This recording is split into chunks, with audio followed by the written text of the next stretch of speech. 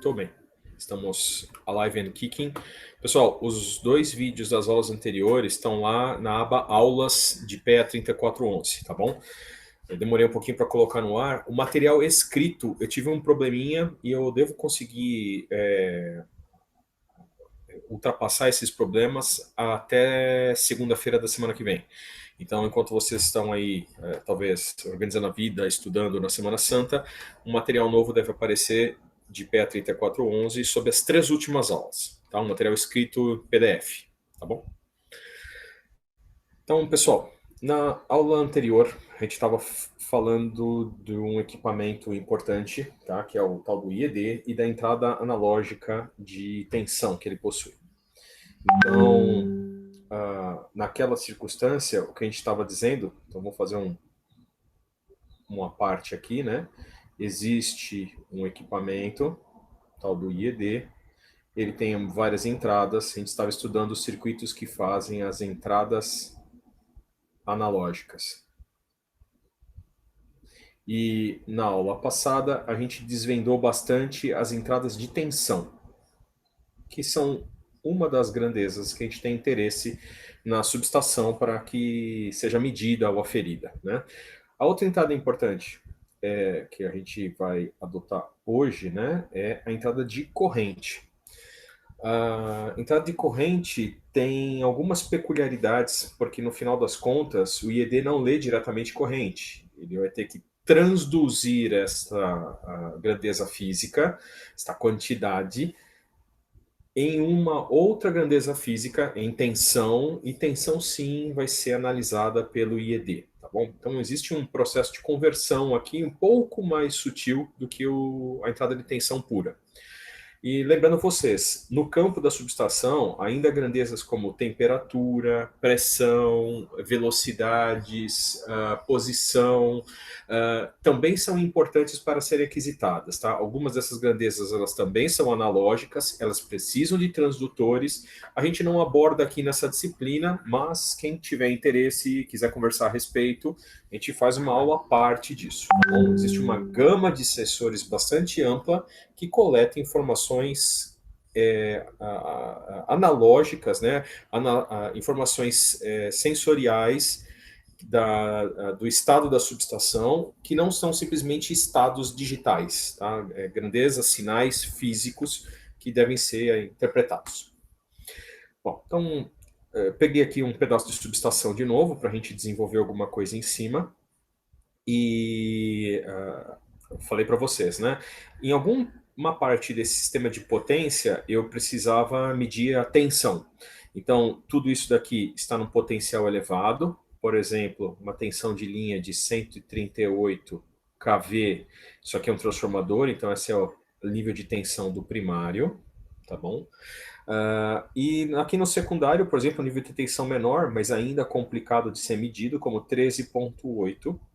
E desses cenários, ou no domínio aqui de cima, tá bom? Ou no domínio aqui de baixo, eu preciso medir tensão. Então, o que eu mostrei para vocês na aula passada, a gente pega aqui do sistema, usa um outro transformador, tá bom? E leva isso daqui para o nosso equipamento. Então, isso daqui vai para o tal do IED, naquele circuitinho que eu falei para vocês na aula passada, que por acaso, aqui no interior tem mais um TP. Então, esse é o TP que a gente usa em campo. Lembrando vocês, né? Isso aqui é trifásico, a 3 fios, às vezes até com quarto. E quando eu coloco aqui um TP, eu não estou falando de um TP, eu estou falando de 3 TPs, tá bom? E cuja ligação deles, ele normalmente é mímica ao do sistema de potência. Então, se o sistema de potência lá está em estrela, a gente costuma colocar também ele na mesma circunstância. Então, existe aqui uma forma de ligação dos TPs, tá bom? Que é peculiar, é importante. Se eu ligar o TP em delta, ele pode medir não a tensão de fase, mas a tensão de linha. E então tem além disso, ele pode ter, não se esqueçam, o TP ele tem primário e secundário, né? Eu posso ter o primário de um jeito, o secundário de outro, ele pode ter rotação de fase, tá? Embutida, um pouquinho só, ele pode ter rotação de fase implícita na sua relação de transformação, e tudo isso é importante. Então, tá bom? O que nós vamos inserir nessa aula é um outro transdutor que pode pegar grandezas, por exemplo, aqui no 138 kV, mas grandezas também aqui no 3.8 kV, mas não de tensão, decorrente. Tá? Então, antes de ir adiante, deixa eu lembrar um pouco mais da aula passada do que a gente tinha falado. Aqui dentro do equipamento, ele tinha que fazer uma etapa que a gente chamava de condicionamento. Em seguida ao condicionamento, era quase que obrigatório eu fazer uma espécie de proteção, uma proteção para transitórios. E depois disso, uma etapa que a gente chama de filtragem. Esses três processos, eles são determinantes do sucesso das suas medidas. Você não pode abrir mão de um ou outro, porque o seu equipamento pode não ver as medidas que a gente está esperando, ou pior que isso, ver uma medida que está deturpada em termos de informação. Ela deveria mostrar lá uma forma de onda, a forma mostra outra forma de onda. Então, esse processo de manda um sinal para condicionar, manda um sinal para proteger, manda um sinal para filtragem e, finalmente, aqui vai o último processo que nós vamos ter aulas específicas disso, digitalização.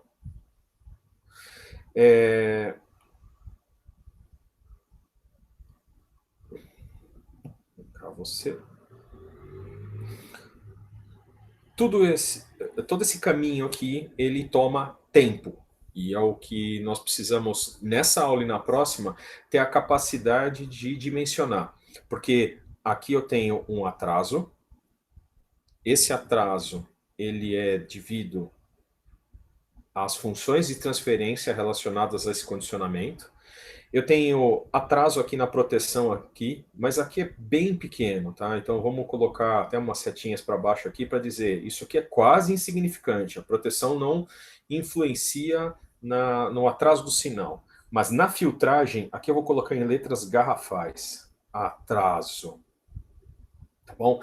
Este cara aqui é fundamental e para dar a pureza que a gente precisa espectral, na digitalização nós temos o sinal real do sistema, mas ele embute ao processo todo uma grande parcela de tempo. Tá bom? Aqui a gente perde alguns microsegundos, aqui a gente pode perder milissegundos. E lembrem-se, em sistemas elétricos de potência, nós estamos sempre buscando uma questão importante com velocidade, tá bom? De atuação,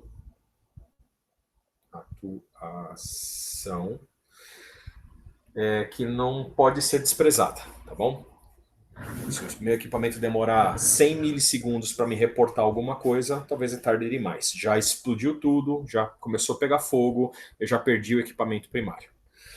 Então, no condicionamento na aula passada eu falei, isso aqui normalmente usa um outro TP, um TP menor, um pequeno transformadorzinho de sinal, como eu mostrei lá no esquemático do Energino, tá bom?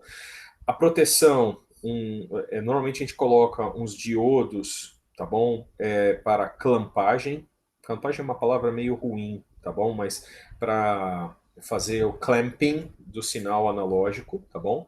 E na filtragem, nós ainda não vimos, vai ter uma aula específica disso, um exército de amp-ops, então, amplificadores operacionais que implementam filtros passa-baixa, tá bom? Mais para frente a gente vai ver depois o digitalização, é o tal do ADC. Vamos agora ver o bendito da corrente. Olha, enquanto a tensão a gente tem interesse de pegar nos vários domínios, né? Então, aqui num transformador, ele determina um domínio aqui de uma certa tensão e aqui um outro domínio para outra tensão. Em geral, eu não preciso de muito TPs numa subestação, porque eu sei que, por exemplo, este nó que está aqui no secundário do trafo. Então, eu vou sair do trafo. Ó, aqui está um disjuntor no caminho, vamos passar o disjuntor. Eu chego na barra. Esta barra aqui, toda está com a tensão de 13,8. Então, basta em algum lugar aqui eu colocar um TP, tá bom? Um lugar que eu sei que está fielmente conectado a todos os alimentadores, eu já tenho a observação da tensão deste alimentador aqui, de quaisquer outros nas vizinhanças. Apenas um TP pode ser levado para vários IEDs. Um IED toma conta desse disjuntor, outro toma conta desse e assim por diante. Então não preciso ter muitos TPs. Mas em compensação, TCs eu preciso ter por ramal de alimentação. Então, este alimentador que está aqui, ele tem um conjunto de cargas. Esse alimentador aqui tem outro conjunto de cargas. Então, isso aqui pode estar aí para uma espécie de local na cidade, em um bairro em específico. Isso aqui está para um bairro vizinho. São cargas diferentes, com comportamentos diferentes e sujeitos aos mais distintos problemas. Tá? Então, um lugar pode estar tendo um curto-circuito, o outro não está. Então, em geral, TC é uma coisa que você vai encontrar bastante frequente nas subestações, em cada vão, em cada bay de entrada ou saída, você tem TCs de monte, tá bom? Tanto TCs de fase quanto TCs de neutro também. Então, deixa eu mostrar com detalhes para vocês alguma dessas coisas. Aonde a gente vai medir corrente? Eu falei para vocês, a tensão já está medida aqui na barra. Para esse alimentador aqui, eu vou chamar esse alimentador com um nome específico. Eu vou chamar ele de... vamos botar um nome como o pessoal na Enel costuma usar, tá? Esse aqui é o alimentador... Deixa eu usar uma outra cor, só para não confundir vocês. O alimentador USP 101. Então, esse é o nome do alimentador. Esse é aquele que percorre a cidade, tá bom? Vai indo para os bairros, entra numa rua, vai para uma outra rua, distribui para cá, distribui para lá. Ele é extremamente ramificado e numa topologia, como eu tinha comentado com vocês nas nossas aulas presenciais, ainda uma topologia radial.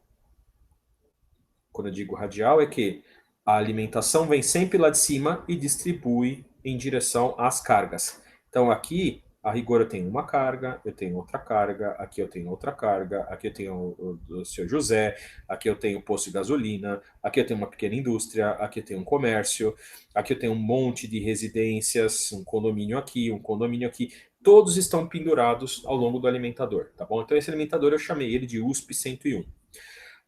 O disjuntor está aqui, né? Vamos supor que o nosso disjuntor está fechado. Vamos fechar os nossos disjuntores aqui para fazer a alimentação das pessoas lá embaixo estar garantida, né? Imagina, agora que está todo mundo em casa, precisa ter energia e internet para todo mundo. Esse pessoal aqui está sem energia, tá? Coitados. Então, eu preciso medir a corrente que passa por esse alimentador. Professor, por que eu preciso da corrente? Se acontecer um curto-circuito, um defeito, um rompimento de condutor em algum lugar, tá bom? Quem é responsável por eliminar o problema, ou pelo menos garantir que esse problema não se estenda, não incorra em perda de vidas e materiais e tudo mais, é algum equipamento de proteção. Pode ser um fusível na rede, tá? Em vários lugares tem fusíveis. Em alguns lugares existem chaves comandadas, que são pequenos disjuntores também, caixinhas, como a gente tem na subestação. Isso está ficando cada vez mais comum, tá? O pessoal está trocando muito fusíveis na rede por chaves comandadas. Chave comandada tem uma vantagem que ela pode ter algum grau de inteligência e simplesmente não abrir para qualquer condição de corrente, mas criar ciclos de religamento, ligar um alimentador com o alimentador vizinho para atender a uma falta de alimentação, uma perda do alimentador inteiro. Tem umas coisas bem interessantes. Isso aqui é o que faz a gente entender o sistema moderno como o tal do Smart Grid. A gente tem um monte de chaves que podem ser comandadas à distância e que dentro de cada uma delas ainda tem uma inteligência que ela pode tomar decisões de forma autônoma, tá bom? Então, aconteceu um problema, os elementos de proteção têm que atuar. Se acontecer um problema no tronco principal são os condutores mais parrudos que saem lá desde a subestação e percorrem o alimentador, tá bom? Ele normalmente, esse tronco principal, ele tem como única proteção a subestação. Se acontecer um problema no tronco, quem abre é esse disjuntor. E como é que então eu percebo o problema? Eu preciso medir corrente. Então, como que se mede a corrente? Vou transportar essa ideia para cá. A medição de corrente, ela é feita basicamente pegando o bendito do nosso alimentador, o trifásico, tá bom? Então aqui existem 3 fios, pode também ter um neutro, tá? Mais neutro, por exemplo. E eu preciso trazer informação de corrente. E nós vamos usar um transdutor de corrente. E o TC, a gente costuma representar ele no unifilar desse jeito. Outros exemplos de representação, algo desse gênero aqui, ó. O pessoal faz um negocinho assim e traz para cá. E eu já vi um pessoal representando TCs também, colocando uma espécie de bolinha e trazendo como se fosse um pirulito, tá bom? O que eu quero que vocês notem é o seguinte: o processo aqui, parece que só tem um fio, mas é porque é unifilar, é abraçar o condutor primário. Não se esqueçam, aqui está passando em torno de 600, 700 amperes. Isso não pode ser medido diretamente por um instrumento tradicional. Eu preciso ter um instrumento que, primeiro, seja isolado da rede, porque, afinal de contas, esse nível de tensão aqui também é alto, é 13,8 kV, mas que suporte a medida dessa tensão. Lembra? Tensão eu preciso fazer passar por dentro do equipamento, né? Ele tem que o bendito do amperímetro, ele tem que estar em série com o circuito que está sendo monitorado. Se não em série, usando lei de Ampère, lei circuital de Ampère, um alicate amperímetro, né? Que vamos lá, vou procurar na internet um alicate amperímetro aí rapidinho para que vocês lembrem-se disso.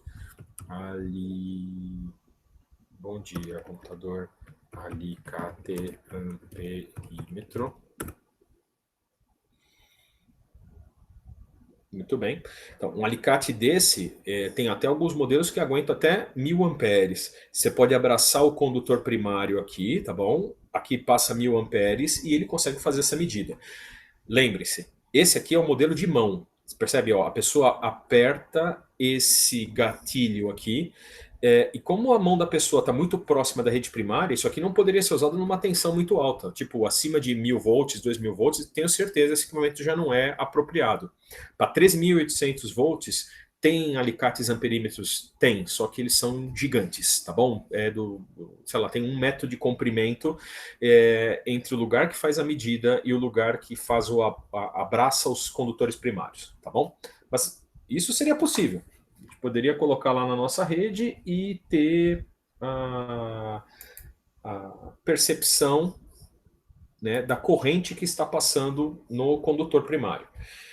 Mas a gente precisa de alguma coisa que não mande essa informação para um usuário, mas que mande informação para um equipamento. Ou seja, eu preciso pegar a corrente primária e levar para o IED, para o famoso IED. Então, assim, independentemente da figura que vocês vejam, esse é o bendito do TC, tá bom?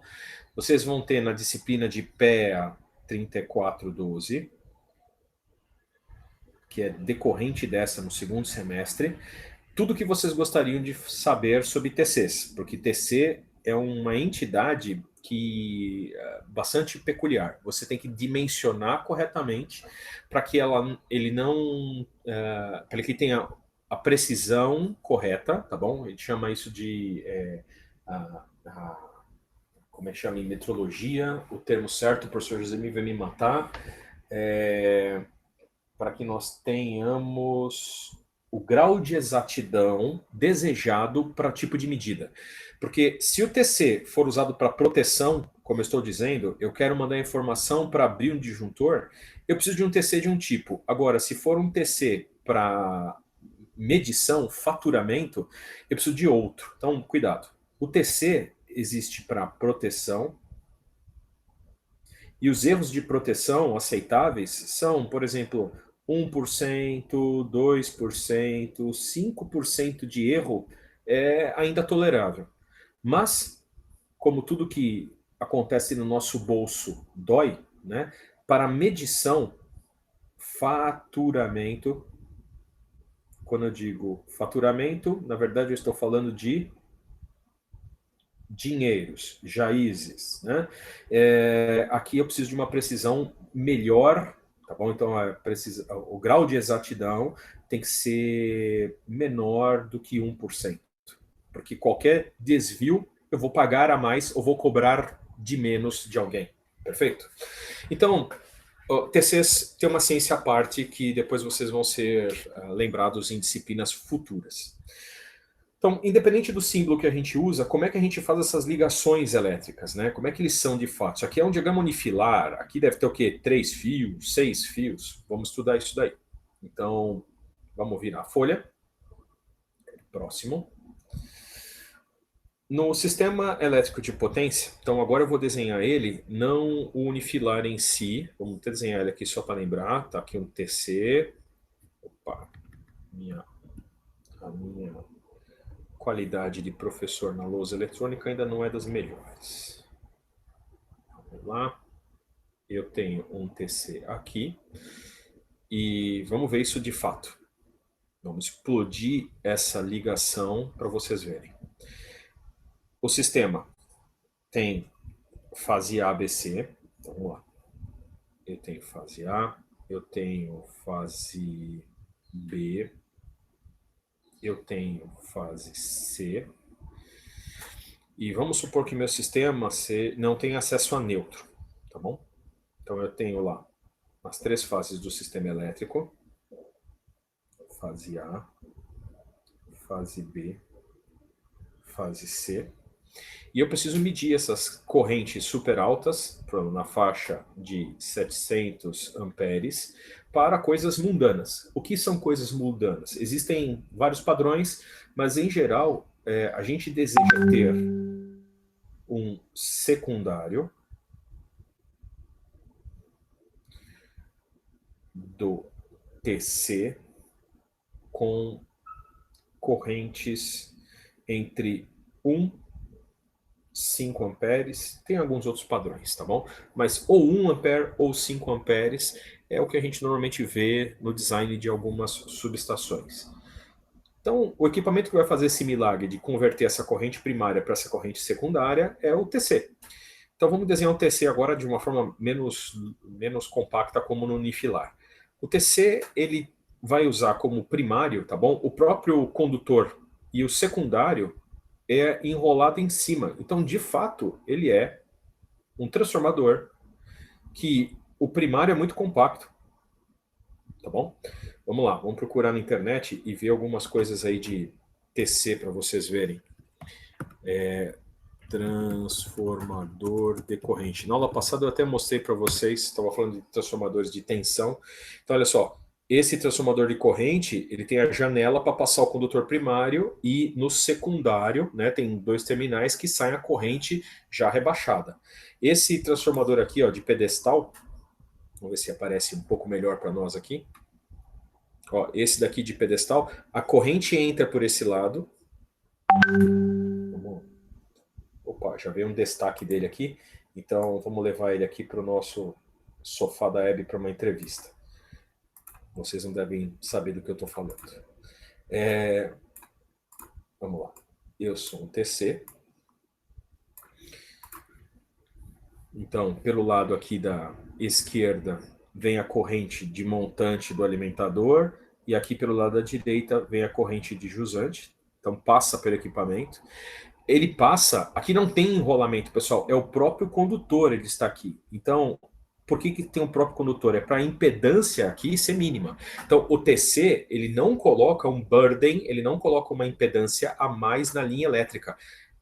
O condutor estava lá e ele simplesmente é instalado para ter a mínima resistência ou impedância nesse circuito, tá bom?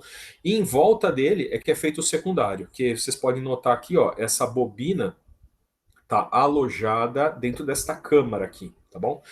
E tudo isso distante do solo. Então vocês podem ver aqui, ó, isso aqui é bom, não é necessariamente o solo, porque ele pode ter um pedestal ainda, né? Então aqui existe uma coluna de sustentação que finalmente liga o bendito do TC ao solo da subestação. É como ele está instalado fisicamente no campo. Tá? E a bendita da bucha. A bucha é esse instrumento de cerâmica que está aqui no meio, tá bom? Um monte de interstícios, invaginações que tem, que evita com que aconteça um filme de água escorrendo por fora e que abra um arco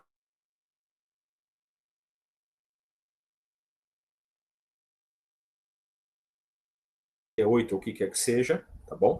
Então, é a bucha que faz esse papel. É um invólucro cerâmico. Em geral, ela é oca dentro e uma parte das coisas do TC está até alojada aqui dentro. Então, tem óleo, tem outros condutores que descem aqui do secundário que tem que ir embora, eles têm que passar por dentro da bucha, tá? Então, a bucha não é só aquilo que vocês experimentam nas provas, é esse elemento responsável pela coordenação da isolação num equipamento de sistema elétrico de potência. Tem bucha no terminal do trafo, tem bucha no TP, tem bucha no para-raio, tem bucha em tudo quanto é lugar na subestação, tá bom? Então, em sistemas de potência, é só bucha. Muito bem. Então, eu desenhei aqui um TC que está ligado na fase A. Depois eu vou fazer a mesma coisa para a fase B. Liguei o TC da fase B. E vou ligar o TC da fase C. Legal.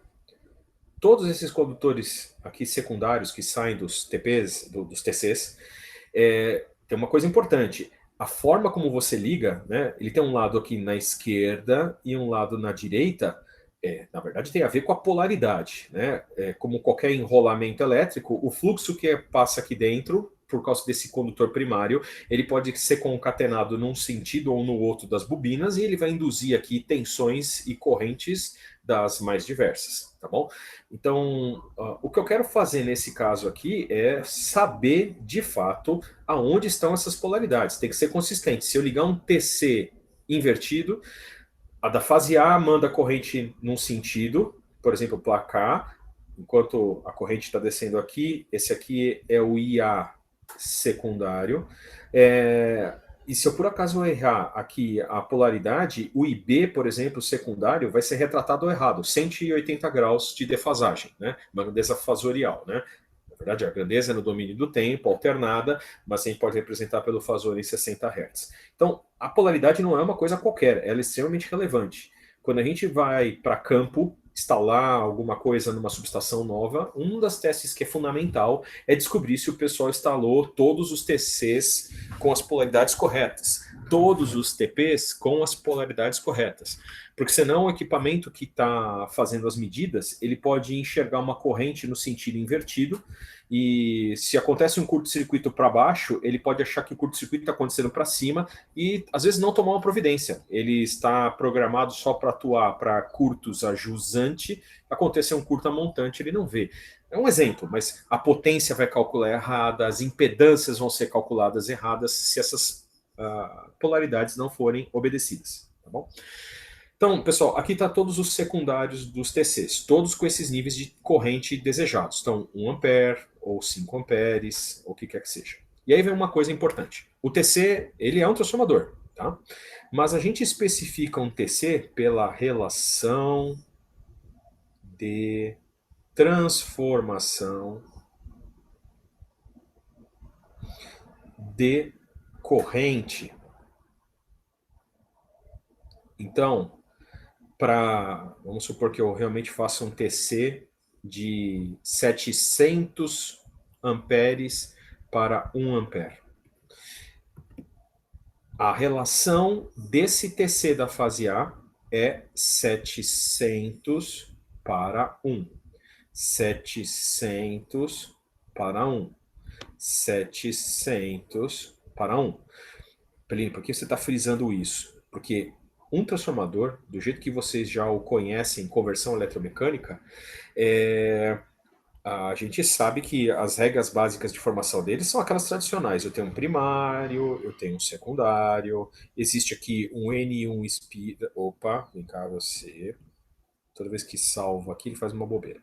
Eu tenho uma quantidade de espiras no primário, uma quantidade de espiras no secundário, tenho uma tensão no primário, uma corrente que nós convencionamos entrando, uma corrente que nós convencionamos saindo aqui, um V2, e essas relações sempre existiram. V1 sobre V2 é igual a N1 sobre N2, e I1 sobre I2 é o inverso, é o N2 sobre N1. Sai você para cá. Então, esse dogmas continua existindo, mas aqui o que nós especificamos não é o N1 sobre o N2, tá bom? Não é a relação de espiras do primário, porque vocês estão vendo, ó, só tem uma espira no primário, só tem um condutor principal. No secundário é que eu tenho várias espiras. Então, isso não é a relação de espiras, é a relação de transformação de corrente, ou o inverso da relação de espiras. Ó, uma espira do primário, 700 espiras no secundário. Mas é assim que a gente costuma representar a relação entre I primário e I secundário. Ou, conforme eu desenhei lá embaixo no trafinho, I1 e I2. Então, o que ele quer dizer aqui é que a corrente primária ela é igual à corrente secundária, tá bom?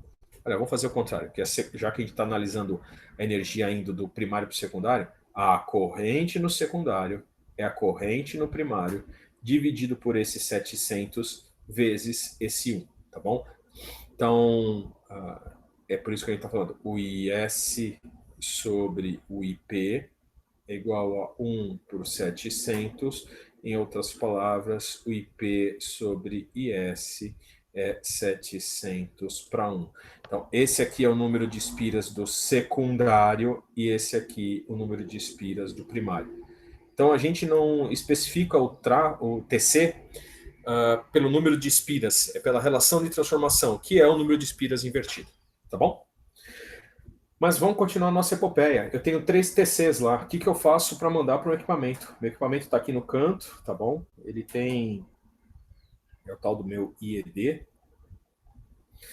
E ele vai ter um borne aqui, né? Um parafuso, que vai receber aqui a corrente A. Ele vai ter um borne aqui que vai receber a corrente A. Vamos fazer aqui IB e o IC. Então, aqui é o IA que entra, aqui é o IA que sai, IB que entra, IB que sai. Opa, deixa eu tirar os linhas aqui. Esse é IB sem linha, esse é o IB com linha, este é o IC sem linha, este é o IC com linha. Então, eu preciso ligar esses equipamentos para cá, tá bom? Então, uma coisa que pode ser feita é liga o IA direto aqui. Então, esses terminais aqui, ó, este cara, exatamente aqui, este cara. Ligo aqui o bendito do IB, mesma coisa. Ligo aqui o bendito do IC. Tá bom? Simples assim. Aqui eu estou medindo a corrente de linha, esta aqui vai medir a outra corrente de linha, este aqui vai medir outra corrente de linha e eu estou submetendo ao equipamento. Mas o que tem o equipamento lá dentro? Tá? Como é que ele faz esse milagre de trazer esta corrente secundária já, um nível de bastante adequado, dá até para você colocar o seu amperímetro no caminho, se você quiser, você pode colocar lá um amperímetro, tá bom? E fazer a medida. Só tem um pequeno cuidado que eu preciso lembrar vocês. Se vocês notarem, o bendito do TC, ele é um transformador, mas está ligado em série. Ele está fazendo isso aqui, ó. Eu tenho uma bobina primária e eu tenho aqui um secundário. Tá? É isso que está acontecendo. Isso aqui é o tal do IA primário. E esse aqui é o tal do... Vamos lá, se ele entra nessa bolinha aqui, ele vai sair nessa bolinha aqui. Aqui eu tenho o IA secundário. Pessoal, esse circuito de corrente, tá? Então aqui passa corrente e mobiliza uma passagem de corrente para cá. Ele tem que estar fechado, tá bom? Fala, Plínio, por que não pode estar aberto aqui? Olha que coisa interessante. Passando essa corrente primária, com essa relação de espiras 1:700, qualquer tensãozinha que aparece aqui, aparece nesse secundário aqui uma tensão enorme em vazio.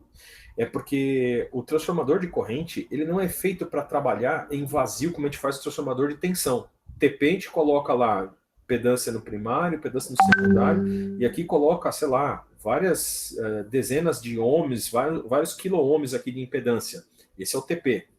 Não é assim que o TC funciona. O TC, ele precisa trabalhar de fato com esse circuito aqui, ó, com uma resistência super baixa.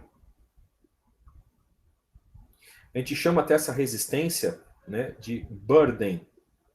Burden é uma espécie, quem assistiu aí o Senhor dos Anéis, é o fardo, né, é o peso, é toda a impedância de um circuito. O que eu quero dizer é que esse fio que sai daqui, ele tem que vir para cá, passar por algum circuito, voltar para cá essa mesma corrente, o IA vai, o IA volta. Quanto maior essa impedância aqui, maior vai ser a tensão, tá bom? Que vai aparecer, porque sempre o TC vai forçar a corrente primária. Então, qualquer resistênciazinha aqui vai parecer uma tensão muito elevada. Essa tensão, ela pode fazer com que o TC sature. Esse é um efeito que vocês vão entender em 3412, na próxima disciplina.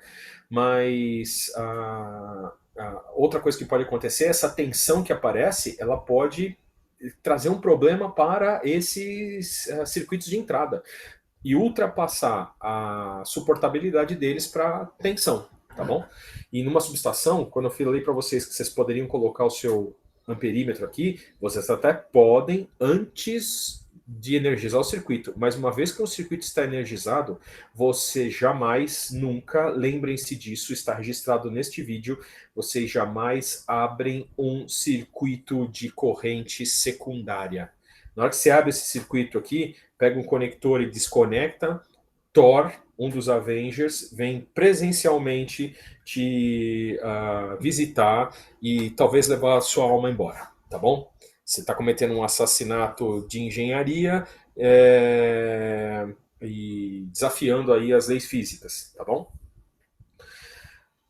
Bom, vamos continuar então a ideia. Como é que acontece essa travessia do mundo analógico para dentro do IED, tá bom? Então, o IED é este cara que está aqui, né? Aqui pro lado de dentro. Vamos passar então a brincadeira. Então, aqui está o IED.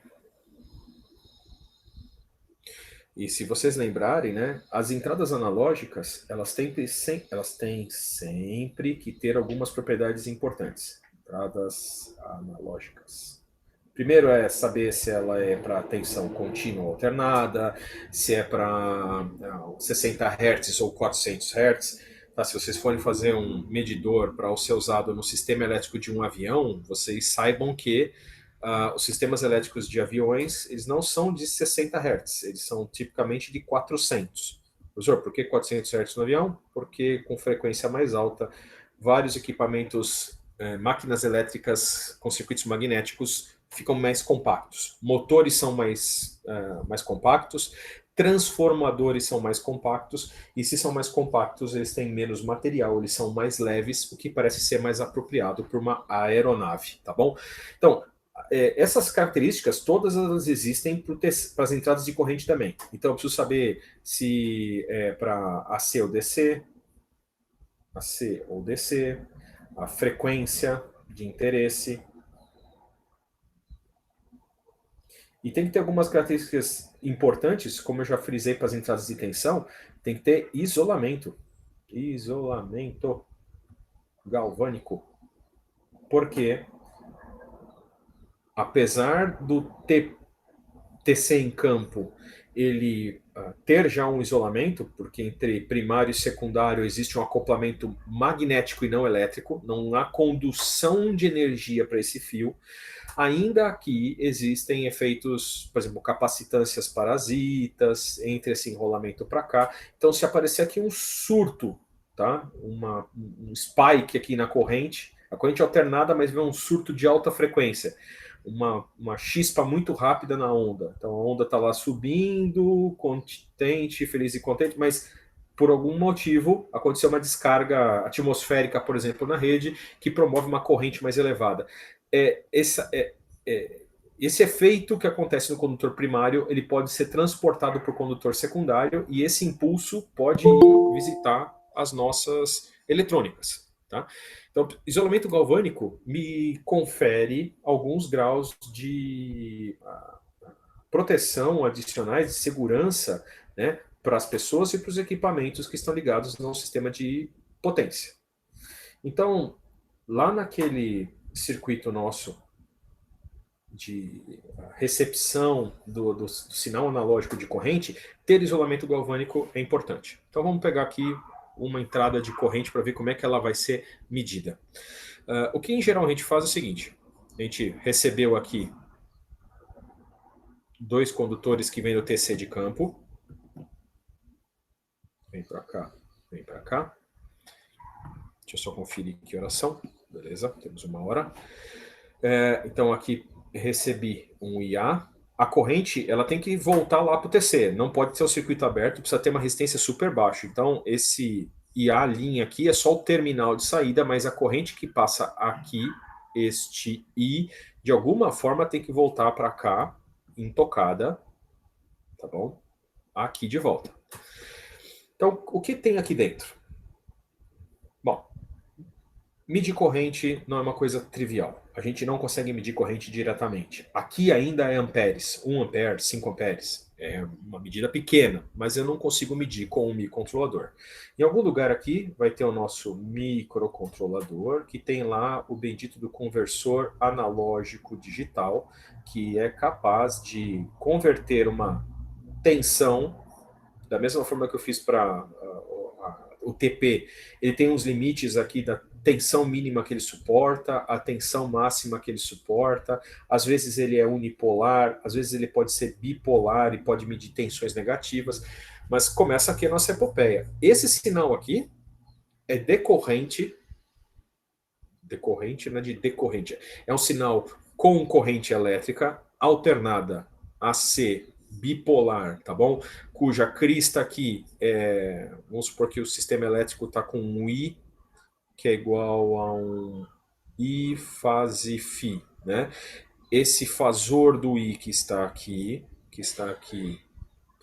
ele tem esse módulo I. Em sistemas elétricos de potência, sempre esse módulo é RMS, é um valor eficaz. Então, a crista da corrente aqui é I vezes raiz de 2. O menor valor, o valor de pico negativo, menos I raiz de 2. Isso aqui está incompatível com esse mundo aqui. Isso é tensão, isso aqui é corrente. Então, precisamos transportar essa informação para cá e fazer todas essas correções. Converter corrente em tensão e depois tornar o sinal unipolar.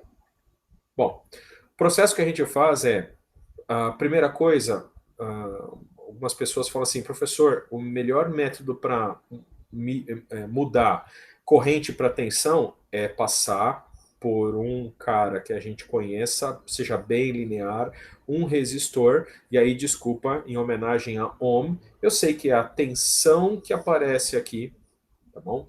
Eu vou apagar tudo isso. Essa tensão vai ser R vezes I. Então, se eu escolher um R apropriado, eu consigo até produzir tensões baixinhas capazes do conversor AD ler. Bom, olha só. Eu poderia até fazer isso. Esse resistor que a gente usa aqui, ele tem até um nome, a gente chama ele de shunt. Resistor de shunt. É uma forma de transduzir corrente em tensão. Muito comum. todo multímetro tem um shantzinho lá dentro que faz esse papel. Mas como eu falei para vocês, isso aqui está ligado no sistema elétrico de potência, tem surtos. Eu preciso conferir a esse método de medição, de transdução, algum tipo de isolamento adicional. Então o que a gente faz? E outra coisa, hein? Vamos supor que eu tenha que produzir aqui 3 volts. 3 volts. E essa corrente aqui, ela é 1 ampere. Então vamos supor que isso aqui, o nominal, seja de 1 ampere.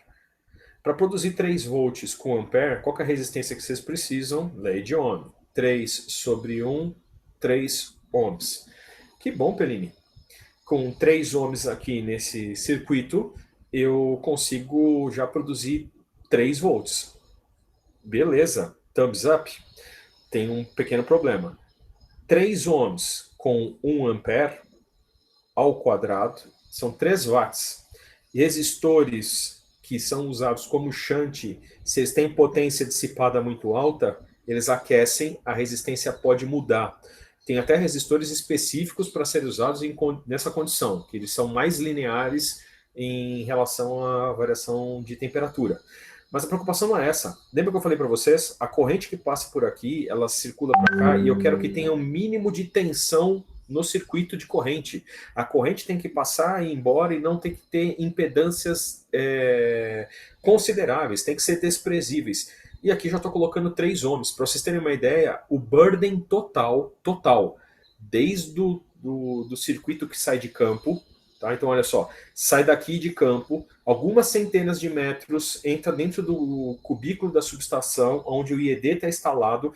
Esse circuito aqui, ó, esse fio de ida e o fio de volta, a gente quer que tenha, em geral, uma resistência de 3 ohms, de 2, 3 ohms. Então, o engenheiro que está fazendo esse IED, colocando 3 ohms só aqui dentro, está fazendo com que esse circuito mais esse aqui, mais essa impedância, já estou com 6 ohms de burden.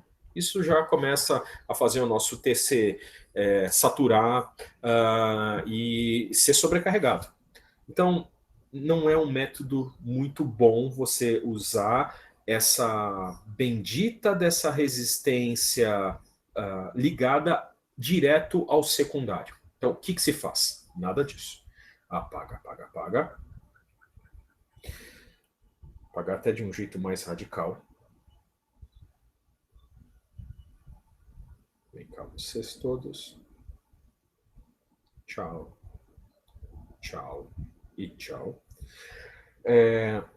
Nós vamos mudar essa corrente mais uma vez por outro TC. Nós vamos pegar isso daqui, pode colocar num TC até com poucas voltas no primário. Parece uma lâmpada que eu estou desenhando, mas não é. Tá? É um TC, ele tem um acoplamento magnético, com um secundário com muitas voltas. E ó, esse TC aqui, bom, de novo, é um TC.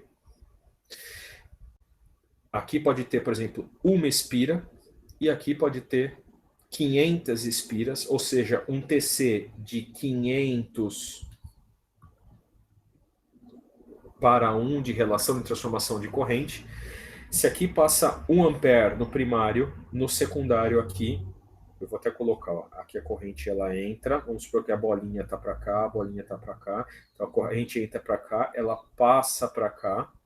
Então se aqui eu tinha 1 ampere, aqui vai aparecer 1 ampere dividido por 500, isso aqui vai ser uma correntezinha de 2 miliamperes.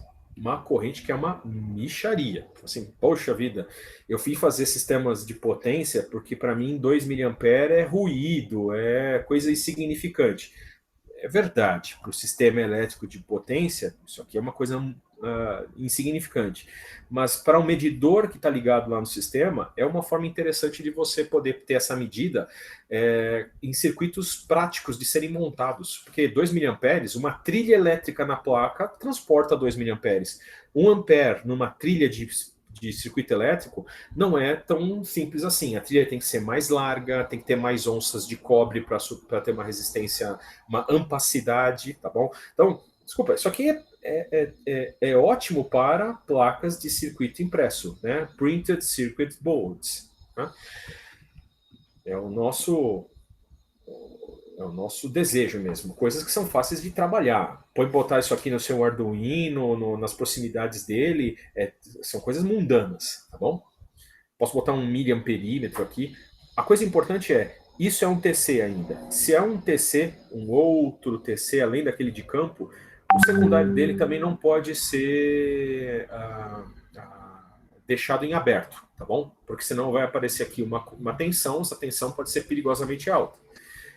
Não vai ser kilovolts, mas vai ser dezenas de volts, o que é suficiente para destruir aqui, talvez, o nosso microcontrolador.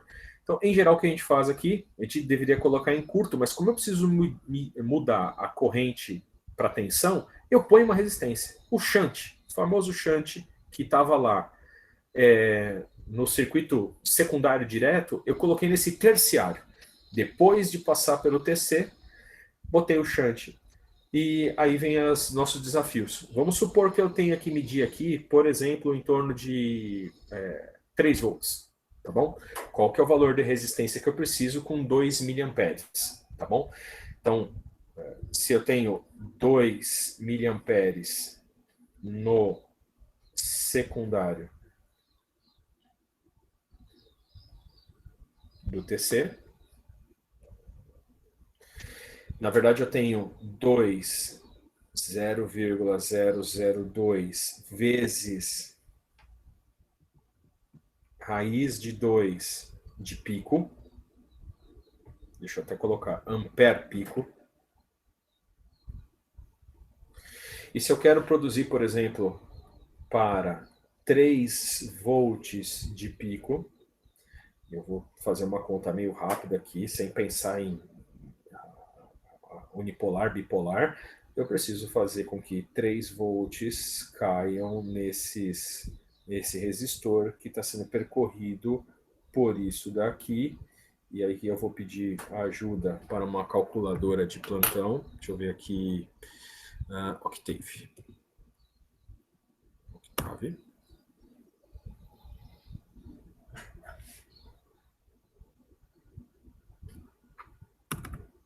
Espera um pouquinho. Bom dia, Rede Globo.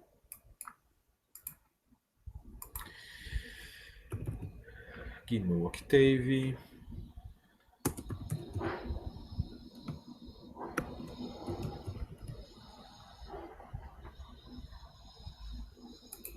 Achei. Vamos lá, Octave, me ajuda.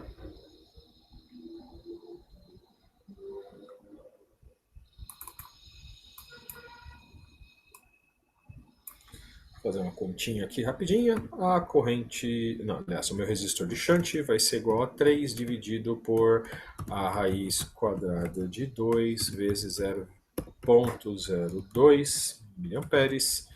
Olha só, um resistor de 1K. Professor, que estranho. Você estava falando lá que as resistências ligadas no TC tinham que ser baixas. Bom, nesse secundário, a resistência é alta, 1K.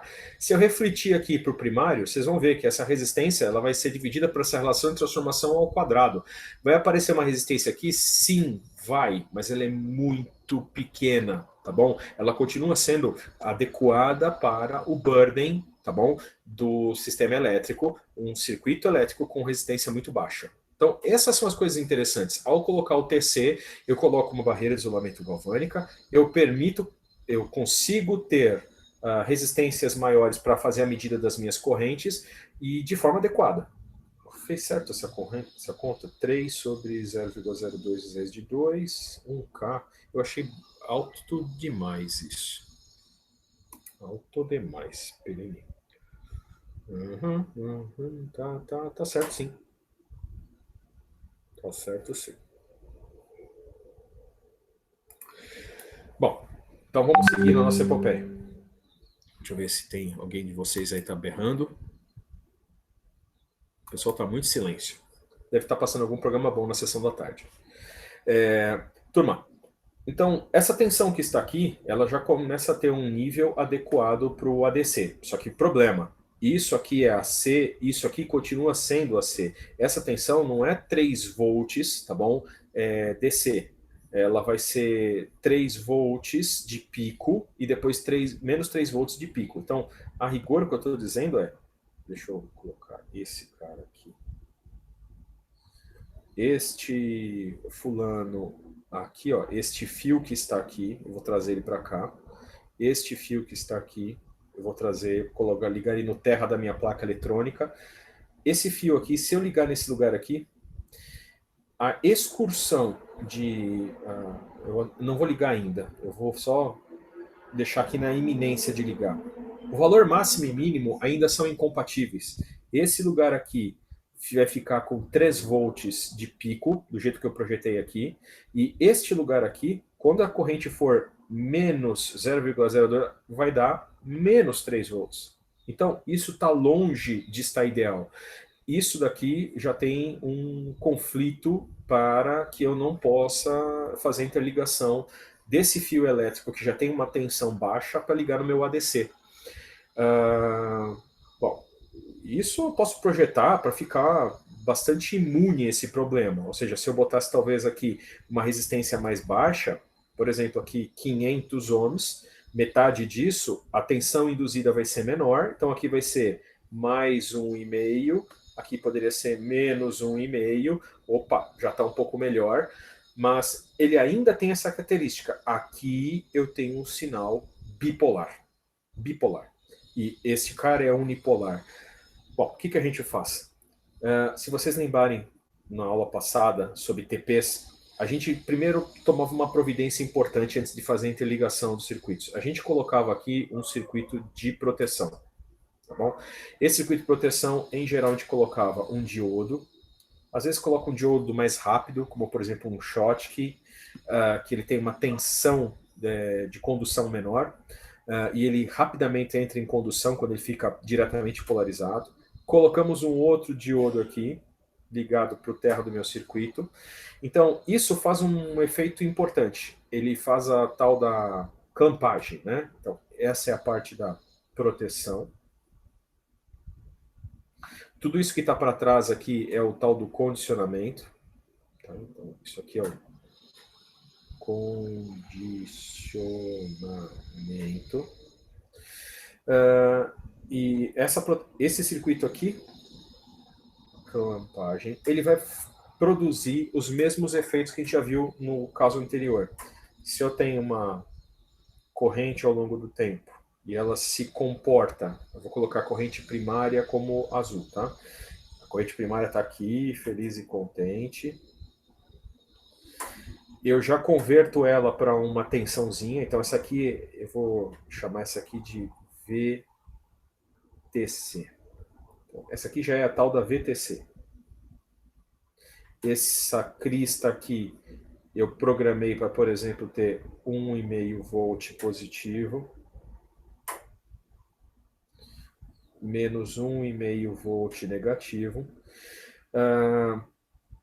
Se eu colocar esse circuito do jeito que está agora no circuito de clampagem, a clampagem positiva só atua com 3,3 volts. Então, está longe desse circuito atuar. A saída, que eu vou colocar aqui, ó, esse VS, esse VS, vou botar em vermelho, esse VS não vai ser clampado pelo circuito, porque ele não chega a botar uma tensão maior que polarize o diodo e faça ele entrar em condução. Pessoal, na prática, só para comentar com vocês, aqui a gente sempre coloca uma resistênciazinha. Uma resistência para proteger os diodos, caso eles conduzam, bem pequena, pouca impedância. 47 ohms, 10 ohms. Então, no semiciclo positivo, não acontece nada de errado. Agora, no semiciclo negativo, quando essa tensão fica um pouco mais baixa do que zero, suficiente para o diodo entrar em condução, o diodo tranca a tensão de saída.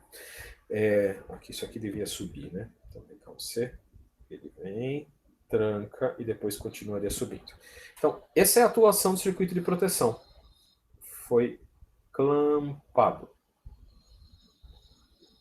Foi grampeado. Professor, Diga.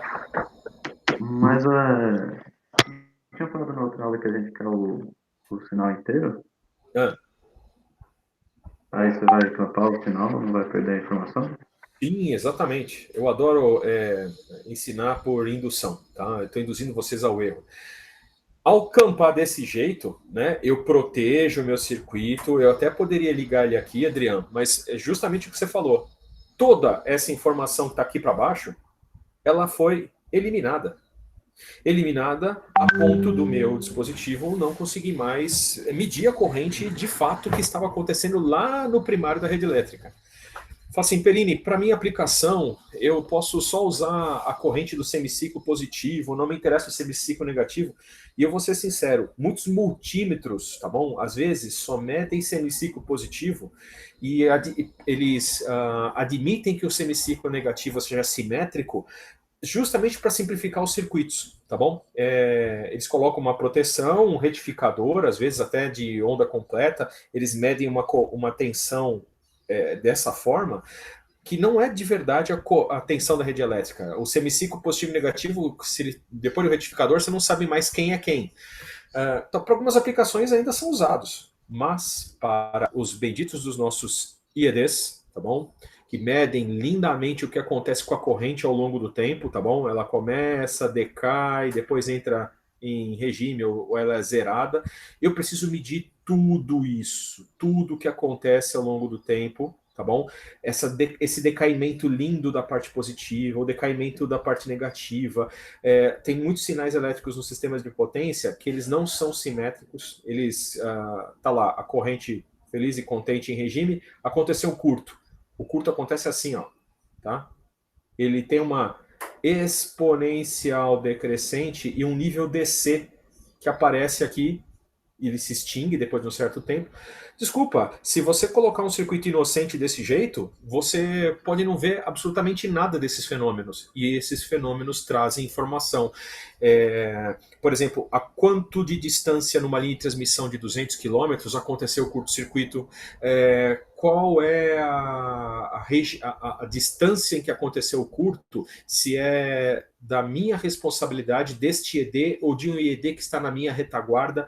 Tudo isso é determinado pela a interpretação dos sinais elétricos. Então, esse aqui é um exemplo que está retirando informação e está deturpando essas decisões todas.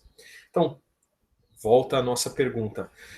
Esse circuito que eu produzi aqui, que produz essa clampagem aqui, e está eliminando a parte negativa, é porque aqui eu não tomei nenhuma providência para tornar esse circuito bipolar em unipolar.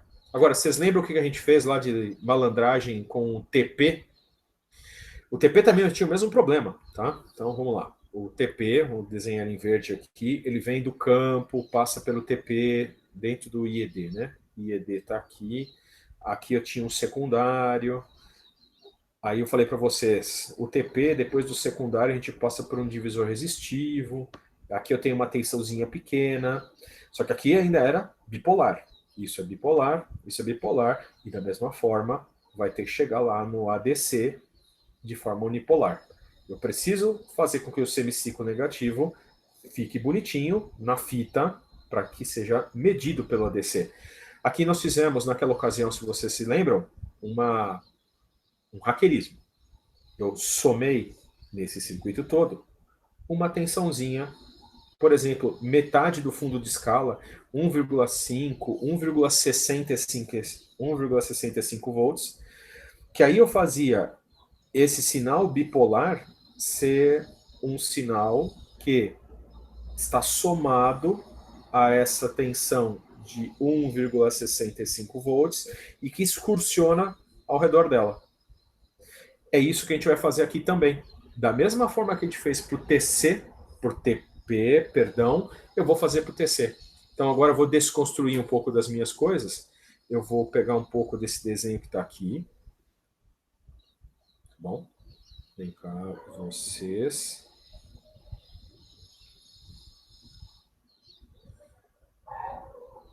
Deixa eu pegar isso aqui.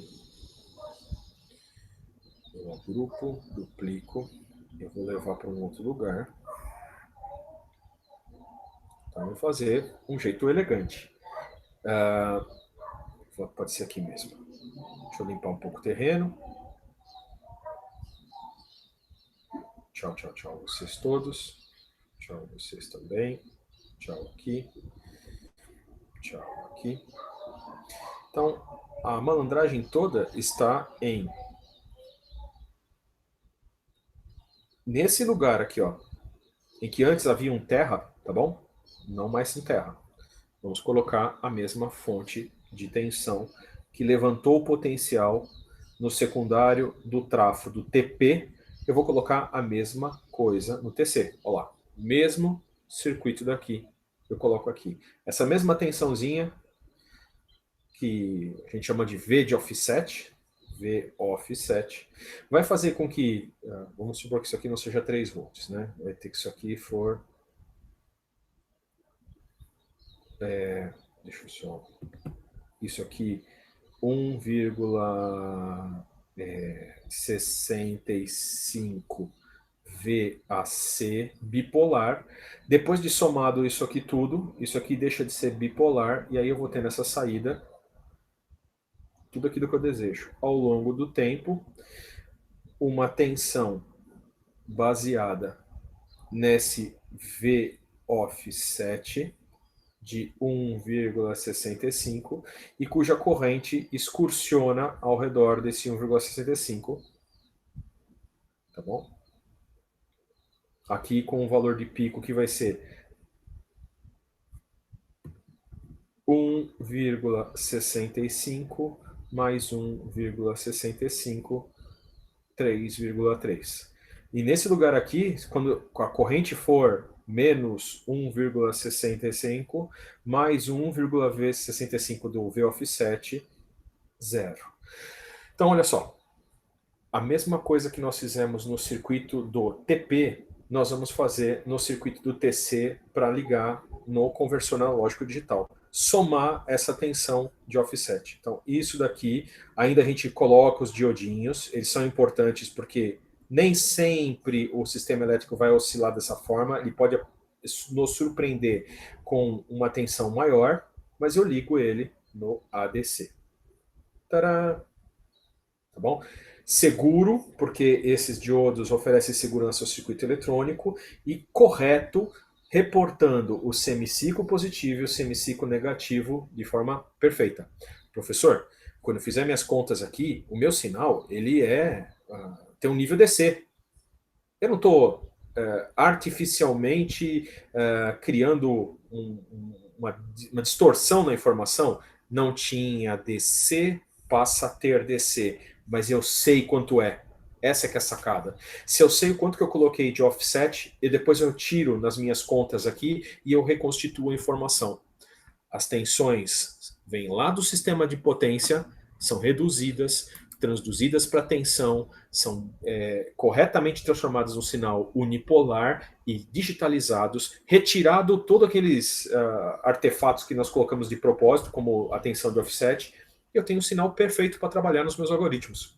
Esse é o método que 99 de cada 100 estrelas de rock utilizam para fazer transdução de sinais de sistemas elétricos de potência. Tudo bem? Tanto tensão quanto corrente. O pessoal faz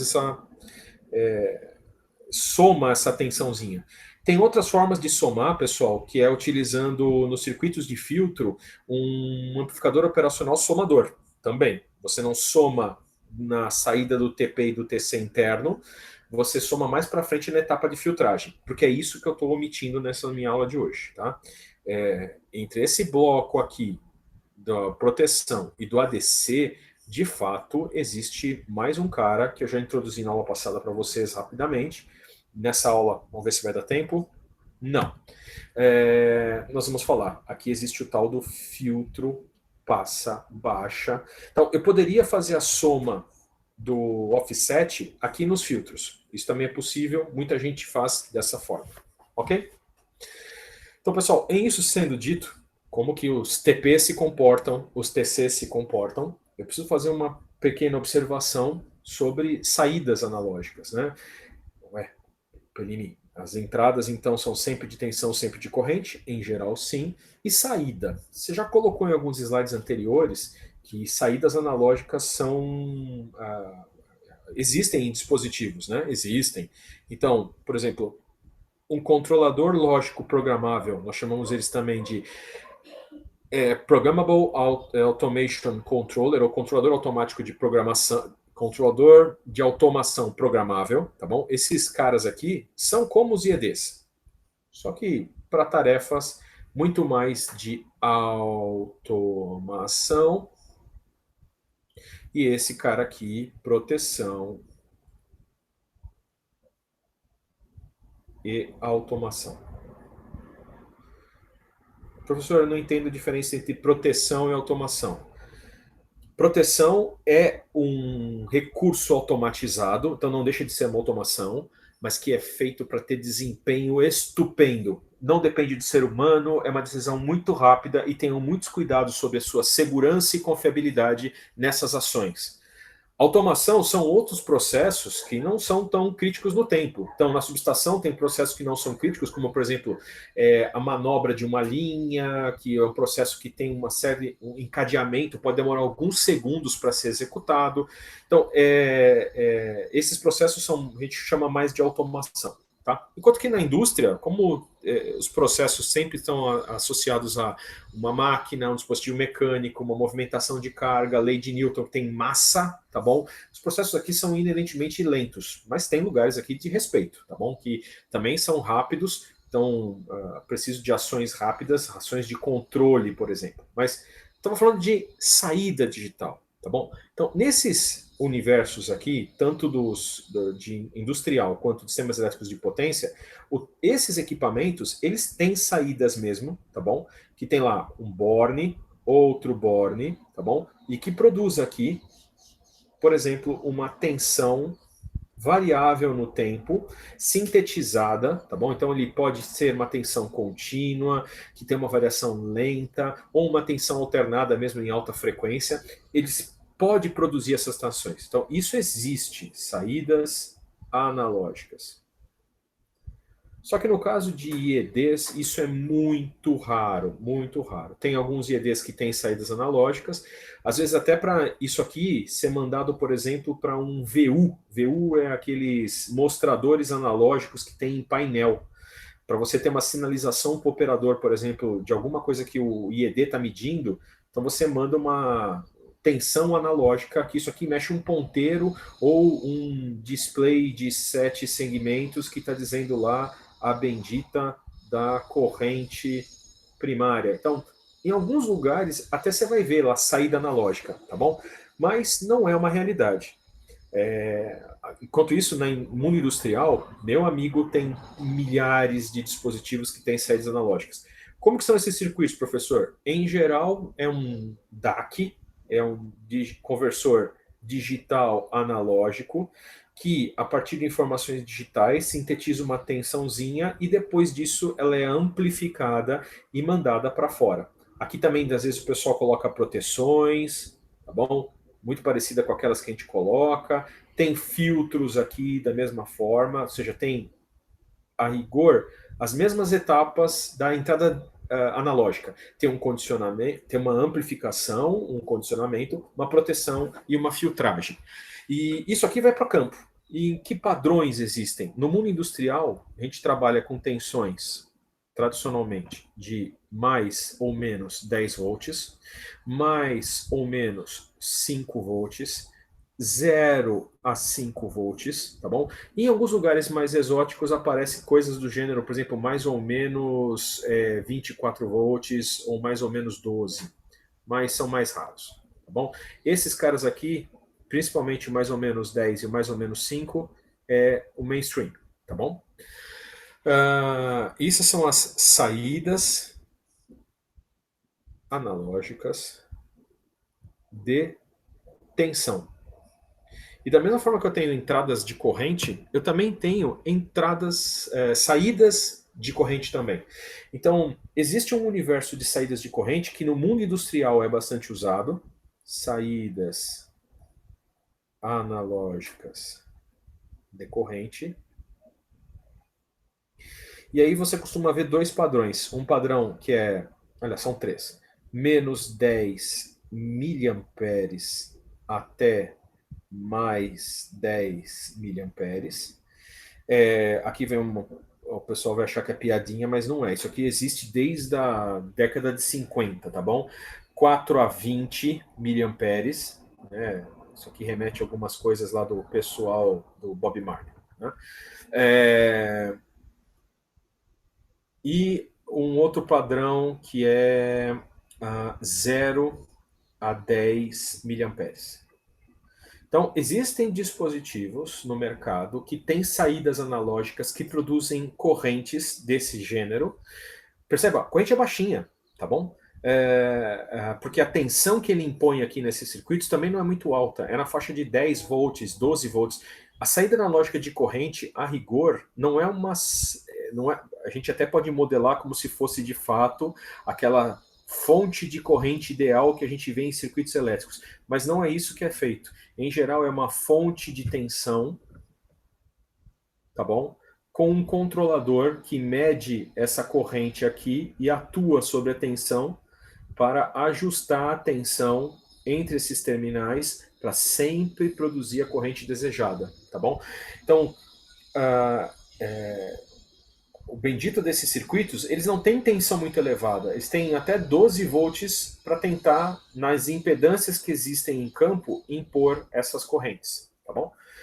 Então, pessoal, isso daqui é muito mais comum nesse mundo industrial de controladores programáveis, tá? E, sei lá, dispositivos aplicados na indústria. Mas não impede que numa subestação você tenha que utilizar, às vezes, esses recursos, tá? Então, é por isso que numa subestação, a gente está falando hoje em dia sempre dessa palavra mágica ou desse mantra IED, IED, IED, mas existe uma multitude de equipamentos que existem na subestação que suplantam as deficiências que os IEDs deixam, com os quais os IEDs não têm foco. Então, eu posso usar os mesmos CLPs, os mesmos PACs da indústria, tá bom?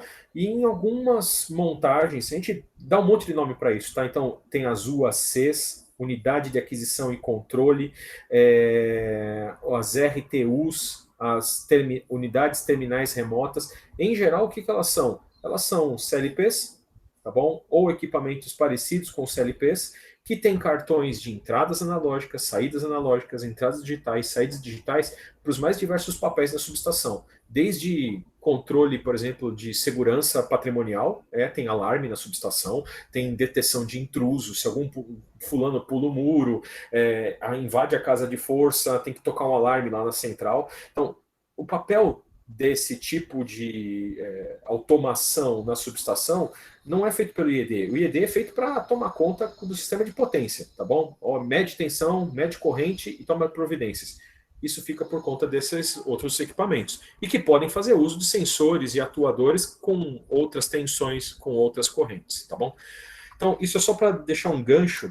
Nessa disciplina, a gente não aborda, tá bom? Essa gama de sensores e de coisas acopladas pertencentes mais ao mundo industrial. A gente tem mais interesse mesmo, como a gente mostrou lá, as entradas analógicas de tensão e corrente que vem lá do sistema elétrico de potência. Tudo bem? Pessoal, vamos lá. Com isso, a gente encerra a entrada analógica. Tudo que a gente precisava saber grosseiramente, tá bom? De como um circuito de entrada analógica funciona, a gente passou nessas últimas duas aulas. Professor. Diga. Aproveitar que o senhor voltou para esse desenho. Quando o senhor desenha aquele TP na barra ali, eu tenho que considerar que, como aí eu tenho um Unifilar, então eu vou ter 3 TPs? 3 TPs, sim. E uma segunda dúvida, como que funciona? O senhor falou sobre o TC, eu não lembro como que é no TP. No TC a gente tem uma relação de correntes, não vamos falar de relação de espira. E no TP? No TP, de fato, é relação de espiras ou relação de tensão, como a gente vê um tráfego de potência, Paulo. É a mesma coisa. Então, esse TP aqui,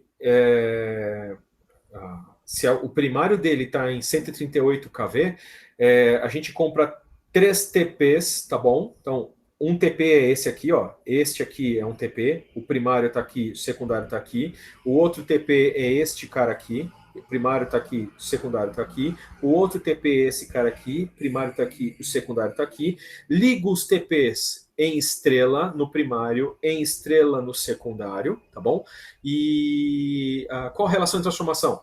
138 de linha, tá bom? Para 13,8 de linha.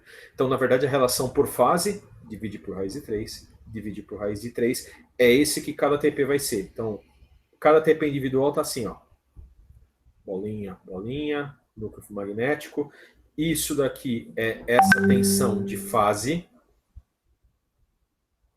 E isso daqui é essa tensão de fase. Tá bom? Então, o TP ele é especificado pela sua relação de transformação de tensão. Ele é um transformador, tá bom? E só por uma questão assim, eu não sei se dá para mensurar isso, mas o senhor falou que eu sempre vou ter mais TCs do que TPs no circuito, né? É. Se eu estou colocando, por exemplo, aí 3 TPs, eu estou colocando o quê? O dobro de TCs? Olha, para você ter uma ideia, vamos fazer uma brincadeira com isso? Vamos lá. Só para mostrar a magnitude Beleza. Da história.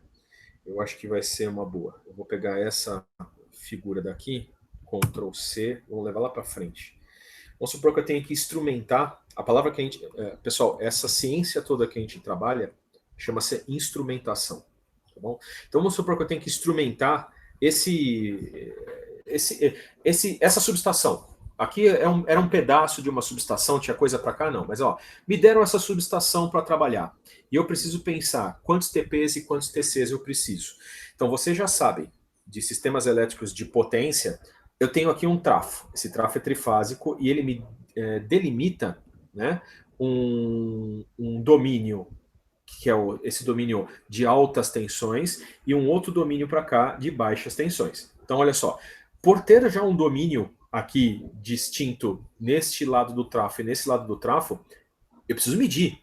Eu não posso sempre acreditar que o transformador, se eu meço no primário, o secundário é sempre dividir pela relação de transformação. Desculpa, eu posso ter um problema, às vezes, muito sério para cá, um disjuntor está aberto. Então, olha só o que eu, Pellini, colocaria de TPs nessa subestação. Eu colocaria um TP trifásico, então não se esqueçam, aqui já são 3 TPs aqui, ó, tá? Para medir o primário do trafo. Aí, deixa eu ver, para ser econômico, eu vou colocar o TP do secundário do trafo na barra. Então eu vou colocar aqui, ó, mais um TP trifásico ligado na barra do sistema. Então aqui são 3 mais 3, 6 TPs. Cuidado. Esses TPs é para 138. Esses TPs são para 13,8. A diferença de dinheiro deles é quase 100 vezes. Não, nem tanto. Acho que uns 20 vezes pelo menos, tá bom? Esse equipamento é maior, tem um grau de isolamento superior, ele é mais caro, esse aqui é o mais barato. Então, o que custa R$1.000 aqui é R$20.000 aqui. Tô fazendo uma piadinha, tá? Um TP para 13,8... 7, 8 mil reais, tá bom? Um TP para 138, uns 150 mil reais, tá bom? Então, olha só, 3 TPs aqui, 3 TPs aqui. Professor, se esse disjuntor estiver aberto, como é que eu meço a tensão do secundário do trafo? É verdade. Às vezes, é interessante, com o TP aberto, eu ter ainda uma tensão aqui. Então, eu poderia colocar aqui um TP monofásico. Então, esse aqui é trifásico, esse aqui é trifásico.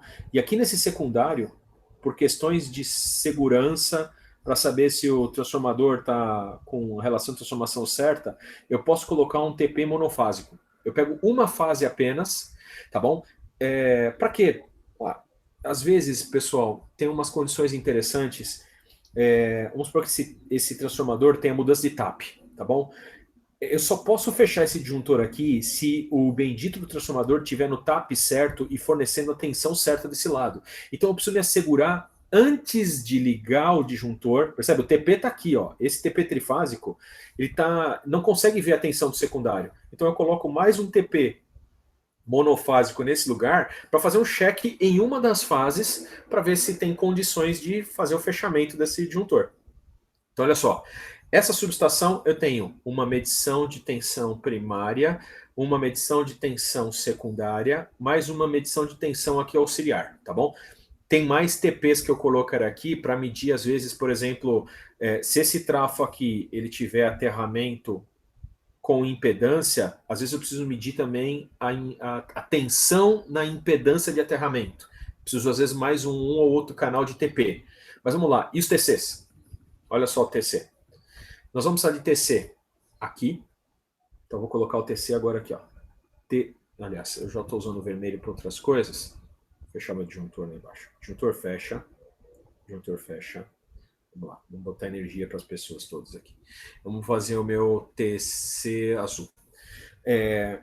Eu vou colocar um TC aqui no primário, tá bom? Por que eu coloquei um TC aqui logo na entrada do sistema? É para proteger a linha de transmissão que chega aqui, ó, tá bom? Eu preciso saber as grandezas de corrente que estão vindo para cá, tá bom? Pelinho, mas o sistema na radial, a corrente não desce? Mas se acontecer um curto para cá, em alguns instantes alguém pode alimentar o curto por baixo. Então eu preciso ter um TC que consiga ver tanto as correntes que descem quanto as correntes que sobem. Então eu coloco um TC normalmente bem na entrada da linha, antes do disjuntor, tá bom? Na disciplina do Giovanni, de pé 3412, vocês vão ver que até o posicionamento do TC no campo é relevante. Colocar ele antes ou depois do disjuntor, às vezes cria pontos cegos na proteção. Mas olha só, coloquei um TP no primário. Isso aqui me permite medir todas as correntes que vão para o trafo. Só que o transformador, ele é um cara que transforma. Ele recebe potência aparente aqui, trifásica complexa, e gera aqui potência trifásica complexa. Aliás, gerar é uma palavra feia. Ele só converte, ele não gera nada. Tem até perdas. Mas por causa dessas perdas, tá, e do nível de carregamento do transformador, as correntes secundárias é importante a gente medir também. Então eu colocaria um TC aqui, ó. Bem aqui. Junto onde tem o TP, o TP auxiliar, eu coloco um TC também. Esse é trifásico e esse é trifásico. E pessoal, aqui, tá bom? O que se faria?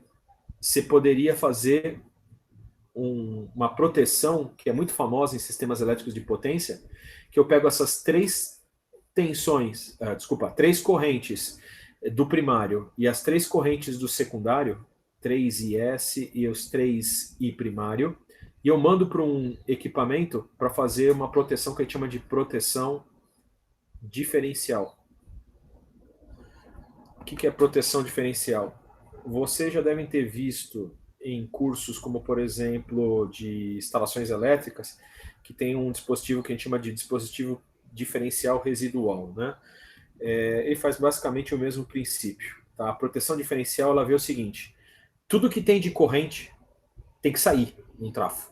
Professor, mas elas entram com uma magnitude e saem com outra. Mas eu sei a relação de transformação, N1, N2 dos enrolamentos primários e secundários, a forma de ligação, a defasagem, tudo que entra de corrente, a não ser por magnitude, tem que sair de lá. E se por acaso essa conta tiver uma diferença, eu posso estar tendo uma falta interna no transformador. Então, essa é uma das formas mais perfeitas de fazer uma proteção no sistema elétrico, que é fazer a medição de tudo que entra e de tudo que sai. Isso não é feito só para trafo, pessoal. Se você tiver linha, tem aqui uma torre, tem aqui uma torre, aqui tem uma subestação e aqui tem uma outra subestação. Os três fios que vêm aqui, tá bom?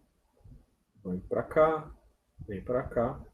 A gente sabe que em condições normais, tudo dá certo, entra a corrente aqui, sai lá daquele lado. Mas se acontecer uma falta, como é que eu deteto que tem uma falta no caminho? É só ver a intensidade do curto, professor. Não. Existe uma coisa interessante, eu coloco o TC aqui, eu coloco o TC lá do outro lado, eu coloco o TC aqui, TC aqui, TC aqui, TC aqui, mando essas informações para um IED, mando essas informações para um IED e utilizando às vezes a própria fibra ótica que está nas linhas de transmissão, nos cabos guarda, né? A gente chama essa tecnologia de OPGW, Optical Ground Wire, é um cabo guarda que na alma do cabo a gente manda fibras óticas, eu mando um canal de comunicação para fazer esse cara se comunicar com esse. Ele mede os fasores na entrada da linha, mede os fasores na saída da linha. Se essa delta desse I não der zero, lógico, tem perdas, né? Tem potências, tem correntes que vão para a Terra pelas capacitâncias parasitas. A gente modela tudo isso. Mas se essa diferença passa a ser grande demais, tem curto. Então, olha, essa aqui é chamada proteção diferencial também. Proteção diferencial. No caso de linha é um problema, porque o canal de comunicação às vezes pode ter 200 quilômetros de distância e a informação demora para passar de um lado para o outro, às vezes alguns milissegundos, tá bom? Mas é uma proteção muito efetiva. Quando acontece alguma coisa de fato aqui dentro, eu deteto. Tá bom? Então, proteção diferencial em trafo, dá para fazer em gerador, dá para fazer em motor elétrico, dá para fazer em linha de transmissão, é de fato a proteção perfeita. Só que ela não é prática de ser implementada, por exemplo, em linhas, por causa desse advento aqui. Se eu tenho 3.000 quilômetros de distância de um terminal para o outro, sinto muito, não dá. 1.000 quilômetros, olha, não dá, você vai ter que fazer talvez 3 pedaços de linha de 200 quilômetros, de 300 quilômetros. Não é aplicável em qualquer cenário. Tudo bem? Então, vamos lá, deixa eu ver quanto que eu perdi de... Tenho 10 minutos. Turma, o que eu queria mostrar para vocês é o seguinte. No nosso E-Disciplinas, eu coloquei... Eu nem falei de filtros analógicos, vai ficar para depois da Semana Santa, tá bom? Mas eu coloquei no nosso E-Disciplinas. Deixa eu ver se eu pego aqui a página do curso mais fácil, vem para cá. Beleza. Gozada, nem liberei a música de fundo hoje. Perdemos uma pérola do cancioneiro heavy metal. Aqui no nosso curso existem algumas tarefas que foram colocadas para vocês, tá bom? Que é a planejar, tá bom? A especificação preliminar do dispositivo de vocês, fazer um projeto das entradas e saídas digitais que vocês vão usar e um projeto das entradas e saídas analógicas. Pode clicar aqui, tem instruções, tá bom? De como fazer.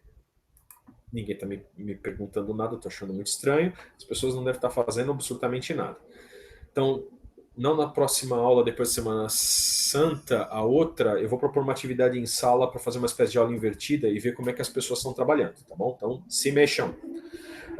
Mas o que eu coloquei mais aqui, pessoal? Nos materiais de apoio ao curso, tá bom? Alguns de vocês falam assim, professor, teve dificuldade para fazer simulações. Sim, na verdade, eu também tenho dificuldade para fazer simulações.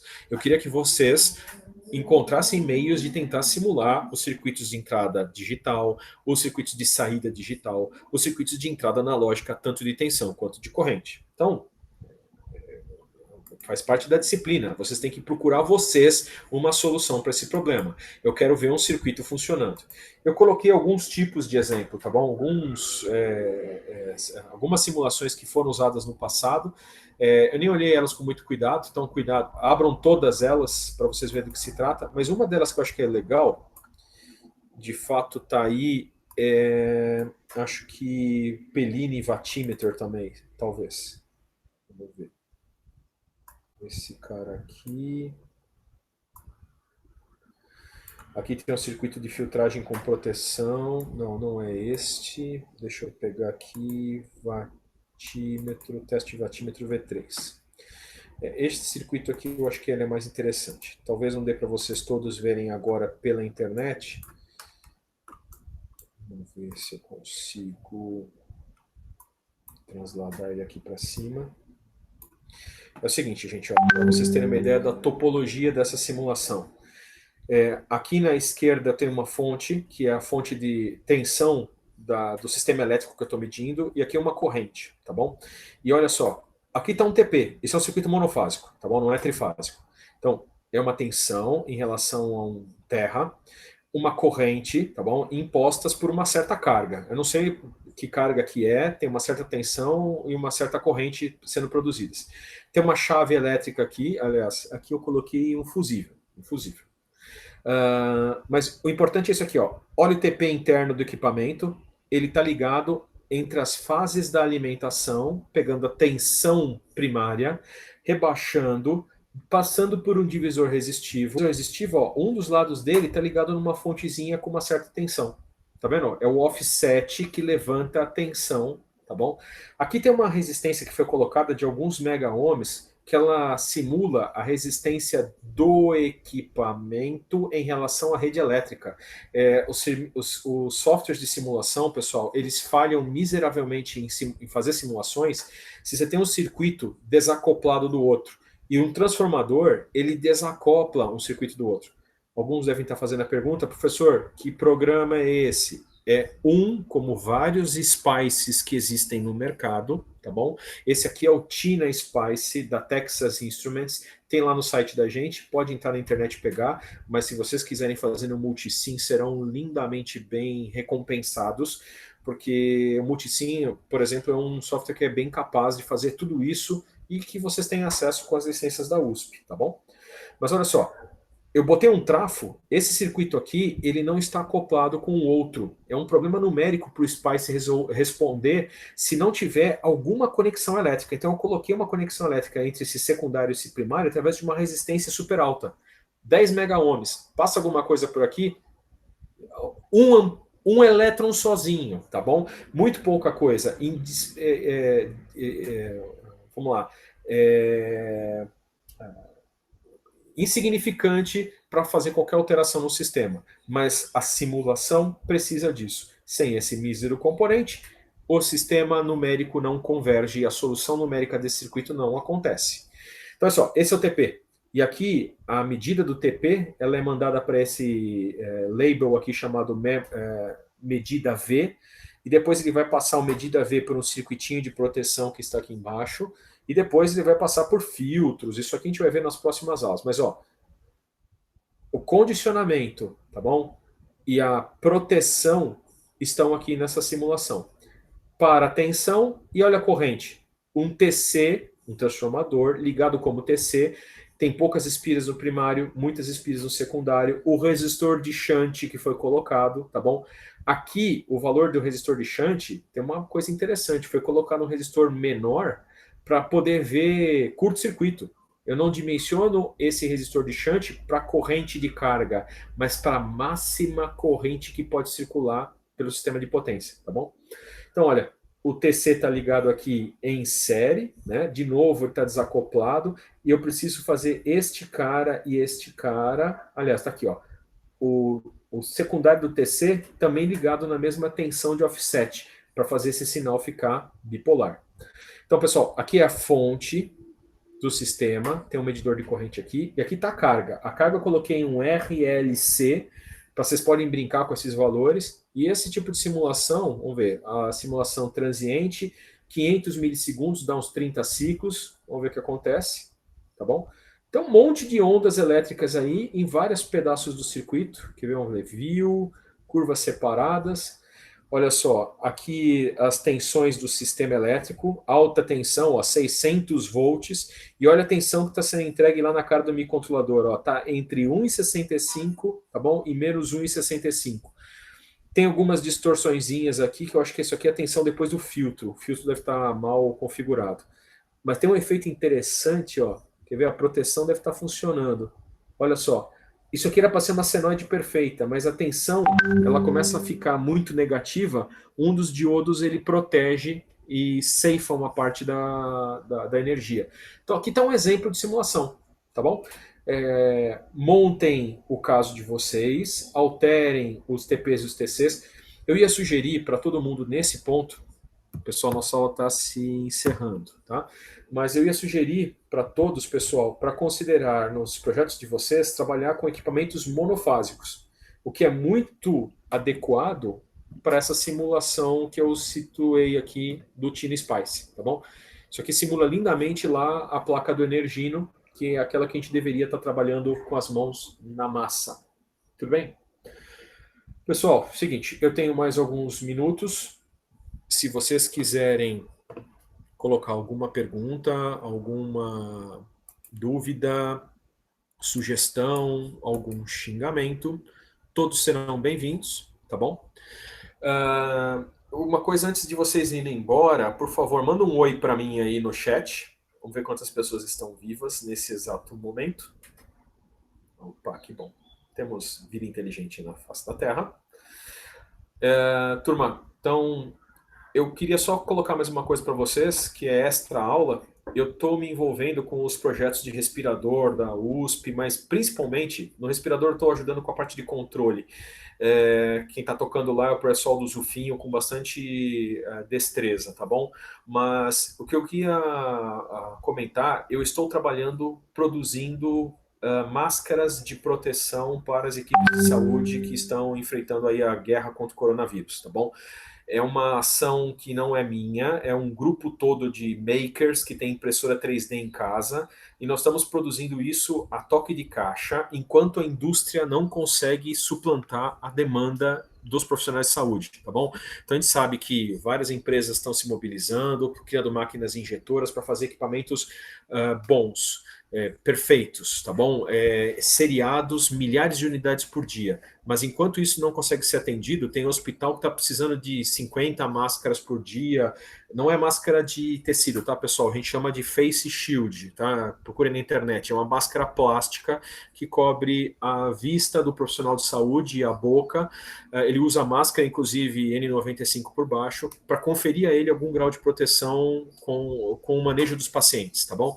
Então nós estamos fazendo isso a toque de caixa. Estamos conseguindo doação de filamento, estamos conseguindo doação de acetato para fazer a lâmina transparente que é fixada na máscara, e isso está acabando com a minha vida pessoal. Mas uma coisa que eu ia pedir para vocês, por favor, se vocês tiverem colegas que têm impressora 3D em casa, inclusive o Guilherme até me pediu, Perini, posso usar a impressora para fazer minha iniciação científica? Eu estou usando a impressora da Poly e uma minha pessoal aqui na minha casa para produzir essas máscaras no maior ritmo que a gente puder. Então, se vocês tiverem pessoas que têm impressora 3D, por favor, coloquem em contato comigo por e-mail. Todos têm meu e-mail, peçam para falar comigo e a gente precisa recrutar mais gente, tá bom? Nos próximos 30, 40 dias, a gente precisa continuar com essa iniciativa de fazer coisa com impressora mesmo. É ineficiente, tem bastante gasto de material, demora muito para fazer, mas isso é a diferença entre tudo ou nada nesse exato momento. Daqui a pouco a indústria retoma. Tá bom?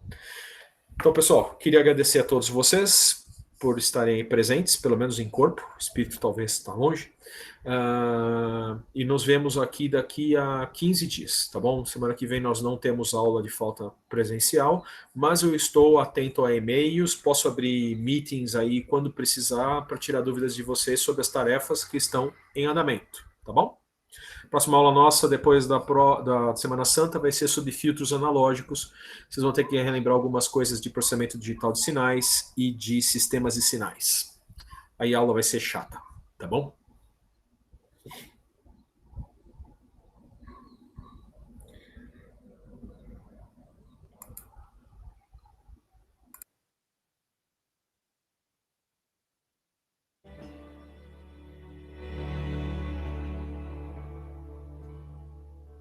To ride the storm to an empire of the clouds. To ride the storm, they climbed above their silver ghost.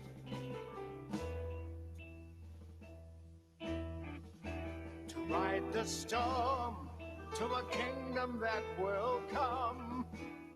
To ride the storm and damn the rest oblivion. Royalty and dignitaries, brandy and cigars. We lady giant of the skies, you hold them in your arms. The millionth chance they laughed to take down His Majesty's craft. To India they say, magic carpet float away. An October fateful day.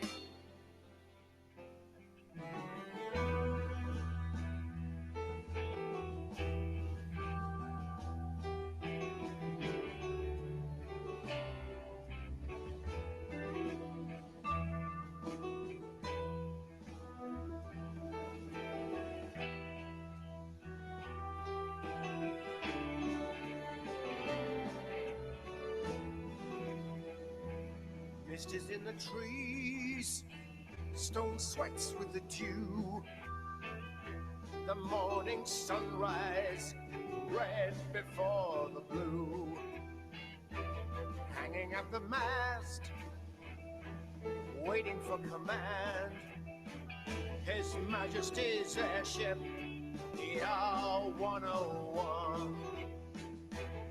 She's the biggest vessel built by man, a giant of the skies. For all you unbelievers, the Titanic fits inside. Drum roll tight, a canvas skin, silver in the sun. Never tested with the fury, with a beating yet to come.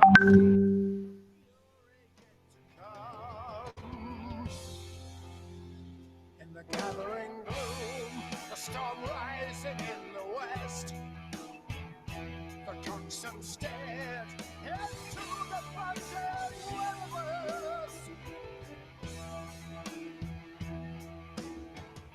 We must go now. We must take our chance with fate. We must go now. For a politician, he can't be late. The airship crew awake for 30 hours at full stretch. But the ship is in their backbone, every sinew, every inch. She never flew at full speed, a trial never done. Her fragile outer cover, her Achilles would become, an Achilles yet to come. Sailors of the stern, a heart and greed, loyal to the king, and an airship creed. The engines drum, the telegraph sounds, release the cords that burn us to the ground. Said the coxswain, sir, she's heavy, she'll never make this flight. Said the captain, damn the cargo, we'll be on our way tonight. Groundlings cheered in wonder as she backed up from the mast, baptizing them her water from the ballast fore and aft. Now she slips into our past.